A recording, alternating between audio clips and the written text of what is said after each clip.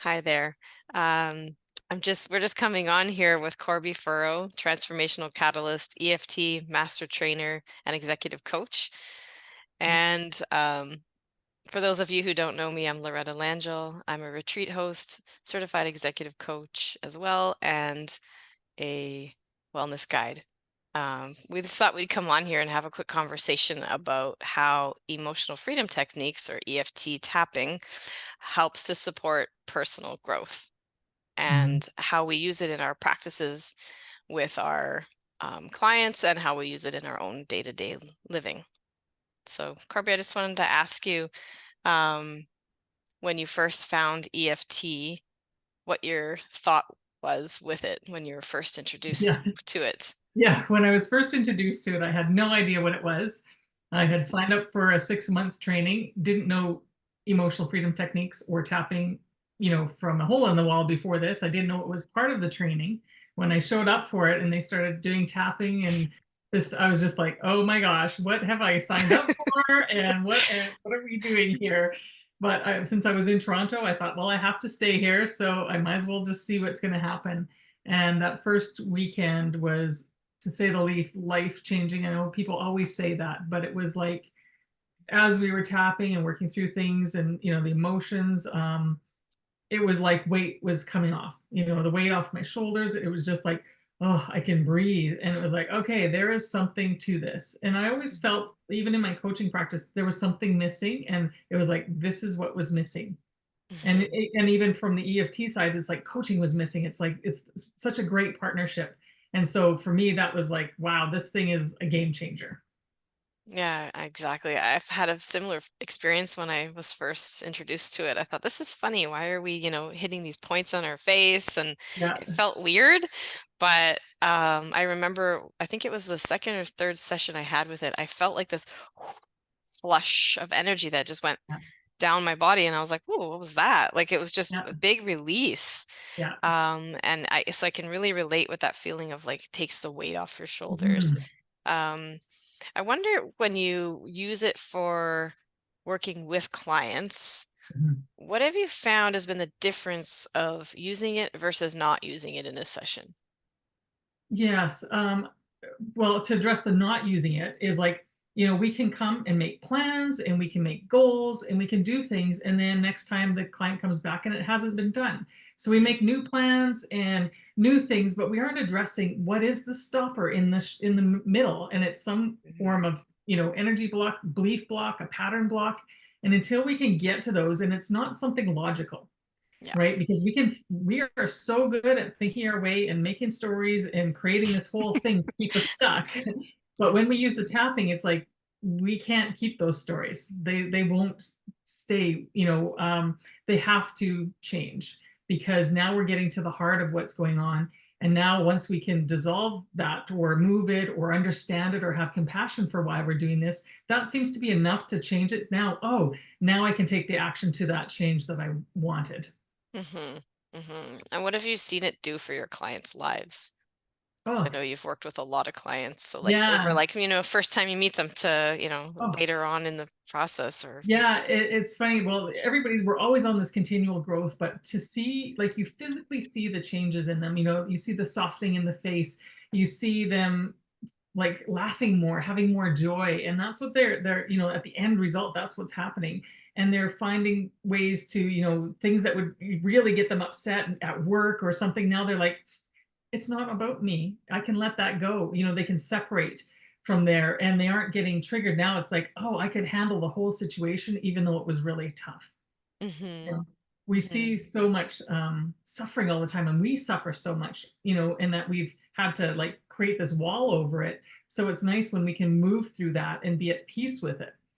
I was listening to a podcast. It was with Martha Beck, and she said, um, and it's really bringing enlightenment to ourselves, right? And so Mhm. she said this thing which I thought was really good. She said enlightenment feels like freedom, and that's what our clients get, is that freedom again, right? Because Mhm. they're not held back. And she said it allows us to interact with our suffering in a new way, and Yeah. that is peace. And that's the whole thing, because the suffering is always going to be there, but how we interpret it, how we internalize it, is going to be so different. And that's what I see over and over with my clients. Now they can move on. Now they're making the choices that before they weren't. They're having a voice. They're stepping forward, right? They're making that changes that they thought they would never be able to do, or that they could do, and they'd be so exhausted at it before. Now they do it and they're not exhausted because they're aligned with who they are. Yeah, exactly. That's what I found Yeah. with my clients too. It's like, they might come to me and they want to make a change, but they're feeling like, afraid of it or anxious or whatever. Or they're not believing in themselves. That's a big one, like not feeling confident. And when we start using these tools, it's like they'll even tell me they feel so validated in what they're feeling. And then through validating what's going on, it can be released. Whereas Mhm. it's like we're constantly trying to like what do you call it when you're trying to be overly positive, right? You're just trying to like, oh, pretend it's not there. Everything's great, everything's fine, but yet the shadow in the background is running the whole show. Absolutely. So I know even myself, when I first went to coaching as a client myself, I found, I was a little bit like apprehensive to go into the shadowy side, right? Because I wasn't used to that, I guess you'd say. And I found it with a few of my clients too. Like it can see and sense the resistance of like, I don't want to go there. I don't want to look at the yucky part. I don't want to acknowledge the part of Yeah. me that's feeling scared. I just want it to shut up and go away. Yeah. But as we do the work and we use the EFT, what I've found for myself and my clients is there's like this like it's not as heavy going into the shadow, and it's actually really empowering because now when I find out, oh, I have this negative belief, like I think I told you the other day I was at the store and this negative belief popped up and I was like, oh, that's funny, where'd that come from? And it wasn't Yeah. like a heavy feeling when the negative belief came up. It was just like I just noticed it and I'm like, oh, that's interesting because now that I notice it, now I can do something about it, right? And it's like Exactly. if we have this program running behind the scenes and we don't know, then we don't have the control to change it. But Mhm. yet, if we are aware with that awareness, and EFT sometimes bring about that awareness, right? Yeah. Like it might bring up that thought, and then it's like, okay, well, this is the thought that came in my head while I was tapping. It's not just emotions that come up, right? It's No. thoughts, it's memories, it's all kinds of stuff. Yeah. Um, and then, yeah, being able to then shift that. Now, when I think about how does this support our personal growth, I think for me personally and seeing it with my clients, it's helped to be able to not take ourselves so seriously, A, Mhm. and B, be able to actually make changes on a Yes. neurological level. Yeah. Yeah, and I think it brings in that humanness too, because it's Hmm. like we are all fighting that. And it's like Hmm. when we realize that even the shadow parts are there to help us. Yeah. And just like that example, it's like you could be with it instead of being reactive to it. You could just hold that space and get curious. And now I can, like you said, now I can make that change that's going to happen, which is that's the beauty with it. We can hold it and we still might be suffering or we still might, be somewhere else, but we can hold all the space for it that allows us to go in the direction of the change that we want. And then it's Hmm. going to be sustainable Yeah. because now we've brought everything, our full self forward versus saying, I can't address that piece. I need to hide that piece, which then it just keeps coming back until we're ready to look at it, right? Hmm. Hmm. Exactly. Yeah. And it's just such a cool tool. And I just wonder, like, I just think about it, like a lot of my clients that come to me, they tend to be high achievers. They tend to be like busy ton of people. Mhm. Um, you know, they're used to just working really hard, but then they're more prone to that burnout, or they're kind of Absolutely. getting to that point where they're questioning, like, is this okay? This has gotten me to here, but now this doesn't feel right now. Now that I've gotten to this point in my success, it's just I need a change, but I don't know how to move Yeah. forward. And I just wonder if you've experienced that with your clients and how Yeah. those types of clients, how they've reacted to using EFT. Yeah, most like say the majority are very open to it. Hmm. And certainly the ones that are like voluntold to have coaching, they're a Mm, little bit more hesitant, but once they of try course. it, like once you've tried it, it's like, oh wow, this did make a difference or this shifted something for me. Hmm. So I think it's yeah, like say the ones that it doesn't work for, that's fine. Yeah. I just know and they're likely need to find a different coach because I know like Hmm. where we can take them, and the journey requires us to get really vulnerable and open to these kind of things. um, and just like anything, it's a tool we use. It's not the be all end all, and there's lots of other tools we can add in that toolkit. It's Hmm. just a very powerful one for sure, because when we're stuck, EFT is like the workhorse, or the jack that gets us out of the mud, that then we can get going again, and then we don't need to use it, right? We can Hmm. use it or not. We can choose to do different things, but it is powerful, and like you said, it opens us up to see and be able to be with those things, um, that will allow us to have that transformation and not keep coming back to the same thing over and over and over again. Hmm. Hmm. Hmm. Yeah, so I guess for my last question, I'm just wondering, like, I know your journey. I know you did the executive coach training at Royal Roads. We were in the same class, which was Yeah. cool. But I just wonder, I noticed and I watched your journey and that you got into the EFT training and then you did, I don't know the whole process, but you've come to the point of being a master trainer. And I'm just wondering, like, how many years was that? It was Yeah. you're Well, it's been a invested. total of 8 years that I've Yeah. invested in getting to this far for sure. Yeah, and it just kept rolling. It just felt like the right thing and the next right thing. And I am so passionate about it because I can see the value of pairing this tool with coaching, with therapy, with everyday people, because it's an Mhm. empowering tool. Like I said, we can teach our clients to do this for themselves on just emotional regulation when I'm feeling stuck, or when I need to have an idea and I want to just tap and open my system up to the possibilities. So we often think of it as just the stress management, but it's like it's our possibility management as well. So Yes. it's like it can be used for so many things, which is what I love. And there's so much we can do on our own, but like say on a coaching level, we get to take that even the step further, right? Mhm. So it's Mhm. like there's almost like two pieces that this can do.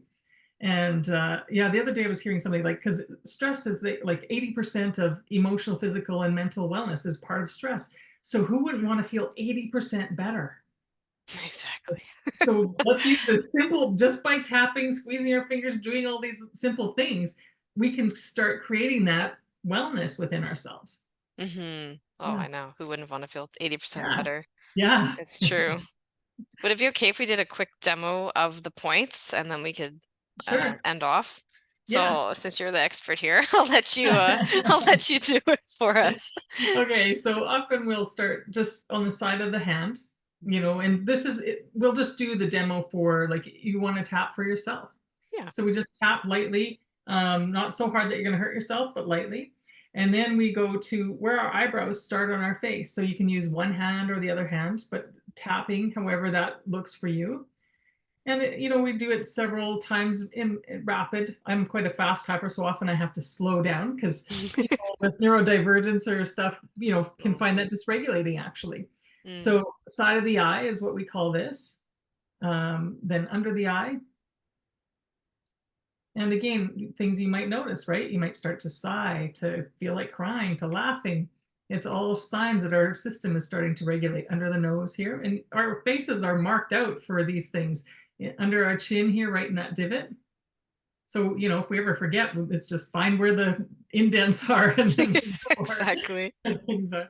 Then we find our collarbone, and it's about, an inch below the collarbone. You can do one side, the other side. People carry a lot of stress in this points here.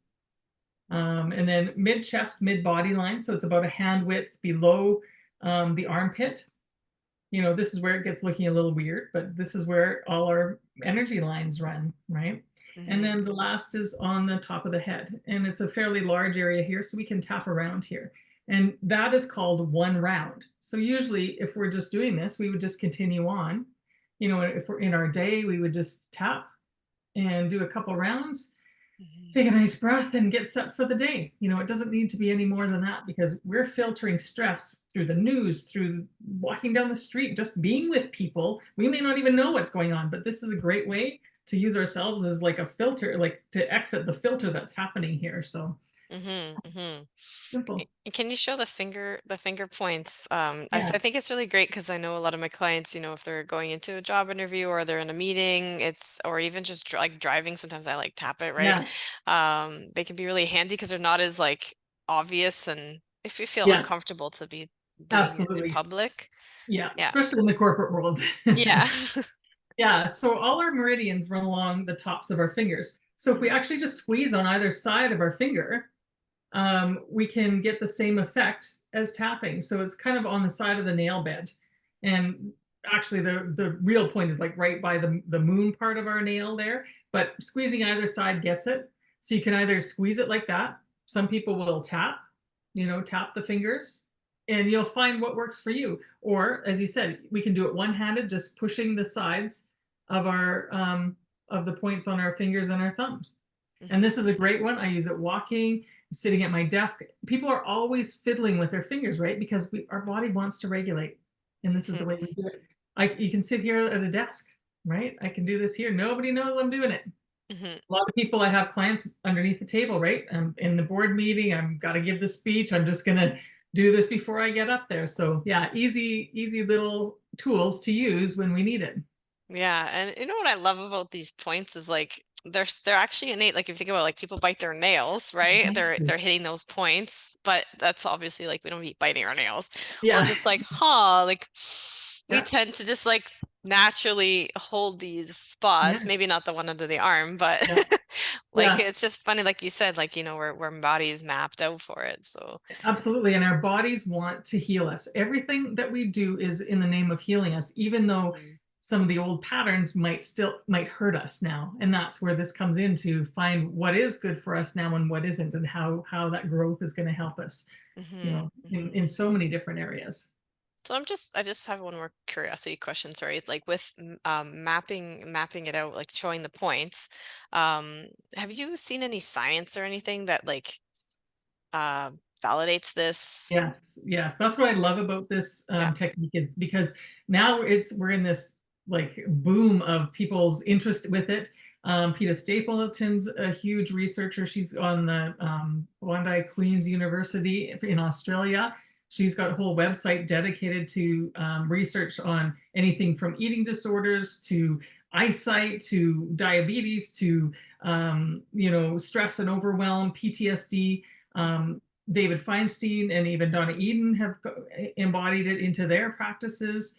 Yeah, I can't remember what the exact number is. Like, I think it might be as high as 280. Don't quote me on that. Like peer reviewed tests now. And there's more coming out all the time. So you can actually get MRIs seeing the points activations. You Oh, can cool. see, I was working with a fellow who had a Fitbit on, and he was going through a big anger thing, and we started tapping, and you could see his heart rate just come down just from using a Fitbit. So, Mm, so something as simple as that, but that's what I love about this, again, is just the science that is coming out, the tests that are coming, and the results just keep coming in, like, wow, this is really good what this is offering to people. mhm. Yeah. Awesome. Well, thank you so much for your time. Yeah. I really Thank appreciate you. you coming on here and yeah, hope you have a wonderful day. Yes, you too.